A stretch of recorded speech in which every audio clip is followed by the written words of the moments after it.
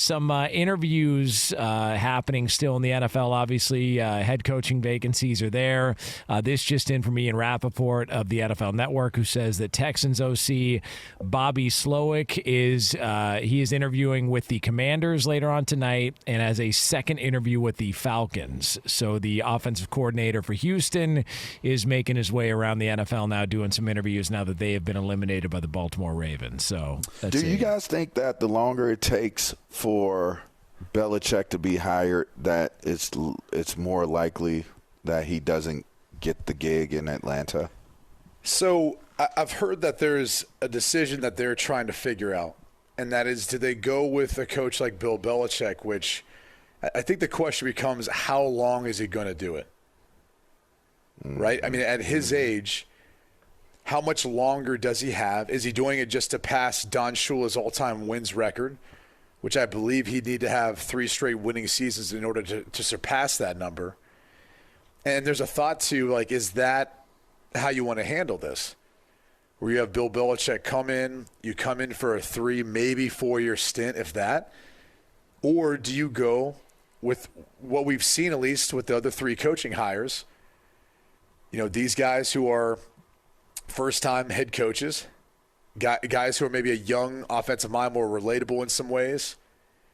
I mean, there's that kind of that road and element to it. So I think that's at least what I've heard is what they're contemplating right now. And after Belichick's second interview, they had a pretty good feel for obviously what it would look like if he was the head coach. But is that the type of commitment they want to have? Is that what they want to do here in the short term? Because, again, the NFL is obviously the pinnacle. If things go right and you bring in a head coach and he wins you a Super Bowl, a couple Super Bowls, and you have success, you hope he's going to be there for a long period of time. And that's the problem, I think, with bringing in a guy like Bill Belichick, even though he's the greatest, in my opinion, head coach in NFL history, is at his age, you have this limited number of years that he's probably going to be working for you. Whereas Bobby Slowick, for example, because he just is set up for an interview, he could be the future. He could be the next Bill Belichick as far as an offensive mind. You don't know. And you're trying to figure and sort all those things out. But if he is, maybe he's with you for the next 24 years. So there's all those things that I think that are being contemplated right now. And it's a tough spot for Arthur Blank to be in, because as much as you are excited about the opportunity to hire a Bill Belichick potentially, or Jim Harbaugh or whoever else, and Bobby Slowick, that decision you make is one that you might have to revisit in 2 or 3 years. And I think with Bill Belichick, let's put it this way. Is he coaching? If I put it over under 4.5 years coaching in Atlanta, if he was the head coach. Under. LaVar, what do you think? Under. So it's like you're going to know relatively soon, like, we may have to hire the next guy again. Like, that's something that I think you got to kind of have to contemplate. I also wonder. I found that to be very valid. Go ahead. Well, I wonder from Arthur Blank's standpoint, because we've talked about Jerry Jones. He's not sure how much longer, he's got, which is why he's the pressure's on. If you're Arthur Blank, do you go, I don't want to miss an opportunity to work with somebody like a Belichick? Because, there's no guarantees that Atlanta's ever going to amount to anything with either guy coaching them. But I just wonder if Arthur Blank would be too smitten by the potential of adding that big name. And it's been something that, Albert Breer kicked around. I would hire Belichick. The other issue is, if Belichick comes in, Belichick, very similar to Jim Harbaugh with the LA Chargers, they want things structured the way they want. And they want to have complete power and autonomy over all that. There's a report that's come out in the past day that the front office doesn't want Bill Belichick as the head coach. And that's in part because they're probably concerned about giving up some of those powers. Even though there has been a number of New England front office executives, Scott Pioli, Thomas Dimitroff, guys who've had previous experience with the Patriots organization. So it's kind of interesting right now, what's going on back and forth. And it can be tough. If you're an Arthur Blank, who's, I believe is the same age as Jerry Jones at, 81 years old, he might be thinking the same thing. Like, how much longer am I going to be able to be actively involved in all of this? I want to do this. And, do I want to listen to my front office people who maybe are looking for a different candidate they want to work with, whereas Bill Belichick, we're working for Bill Belichick now, who's reporting right to the owner?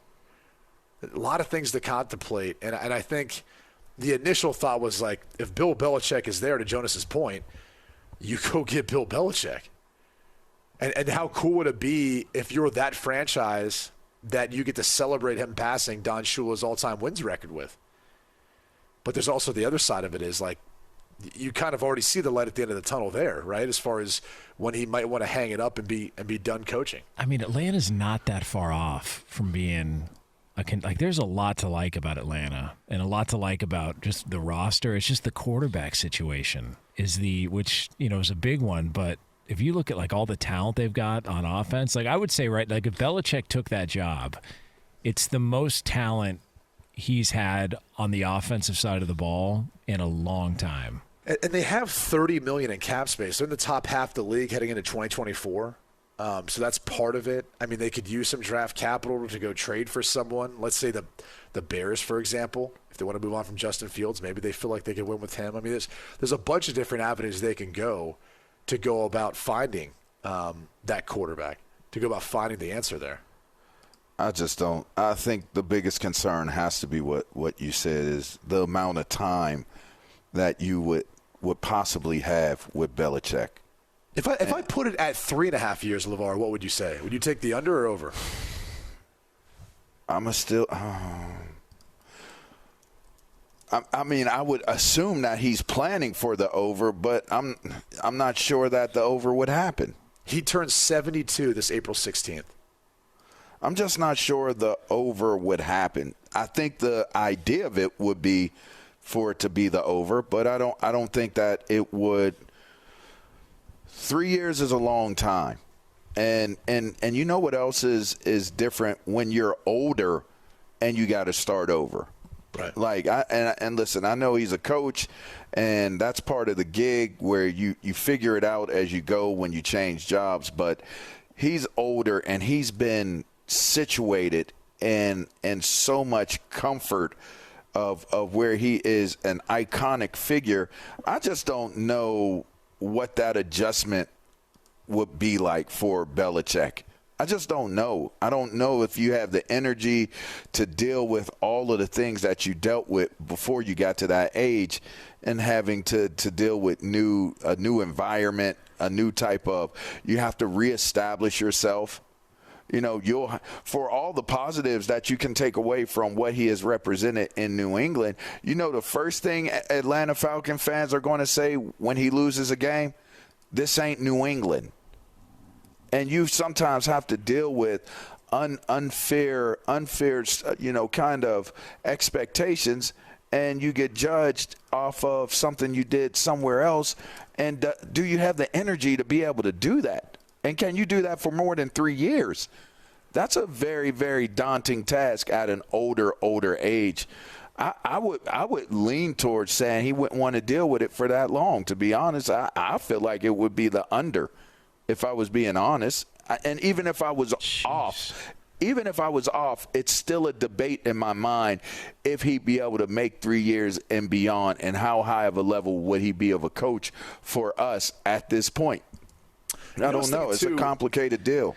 Is the other thing that becomes complicated is a lot of Bill Belichick assistant coaches have moved on to take head jobs. And I think that's the other thing that's difficult nowadays is, you know, you hire Bill Belichick, he's going to have a great staff. He always has had a pretty great staff. And you're probably going to lose some of those guys over the course of the next three years. That's just kind of how it works. Like die or just... No, like to other jobs, head coaching jobs. I'm joking. I'll be. And I think the hard thing about that is you might have a guy that you feel good about that would want to be under Bill Belichick as a coach, but you might not be able to keep him. You know, like one of those guys that might have to move on to become a head coach somewhere else after a year or two if things go well. What about Josh McDaniels? He's probably never getting another chance to be a head coach again. Well, he'll be with Bill. Yeah, he'll be there long term. Yeah, that could be an option. I feel like Matt Patricia probably won't get another opportunity. Well, he'll be with Bill. That's also a possibility. Listen, he just needs 3 9-8 seasons. If we can work 3 9-8 seasons over the next couple of years, then he's got the all-time wins record, and then he can, ride off into the sunset and go do another walk of shame in Nantucket. All right. I mean, that's all we're looking Why do you for have here. to say that? I'm just saying that's all we're looking for here. 3 9-8 seasons. That's all we need out of Belichick. And in that division, very doable. And you're probably winning the division all 3 years if you're 9-8. So there's the update on the Atlanta Falcons head coaching search. Also, Harbaugh is interviewing there again. Mike Vrabel still floating around. I can't believe Harbaugh hasn't been hired yet. That's the one that surprises me. I can't believe. I mean, he must be stressing them out. It's got to be he's stressing them out. I think he wants the right structure from his time in the NFL previously, and probably even from some of his issues dealing with the administration at Michigan. Like, everyone looks at it now as they're giving him an extension and they've won a national championship. Things were not very rosy before the season started with their athletic director, Ward Manuel. I know he said all the right things through, what took place this season, but there was an element, and that's not a secret. That was widely reported on and widely known. And so I'm obviously he's trying to structure it to be in the best possible situation, I think, for him and his family, whether that's the contract extension at Michigan or trying to find an NFL job that might pique his interest because he's accomplished what he had set out to do. Went back, won Big Ten championships, beat Ohio State, won a national championship. Now it's on to the next thing, trying to get that Super Bowl. But I'm sure he wants to do it with an organization that's structured the proper way. Otherwise, he might think, I can't do it if they're not going to let me do it my way. I mean, if you're the Chargers, just make them, figure it out. Figure out a way to make this happen. They need a spark. They need something. And they keep nickel and diming their way through it. It's like you're the little brother to the Rams. You're basically a renter in a gazebo. Go out and hire Jim Harbaugh. Get some respect, put it back on your name, and bring back the Bolts.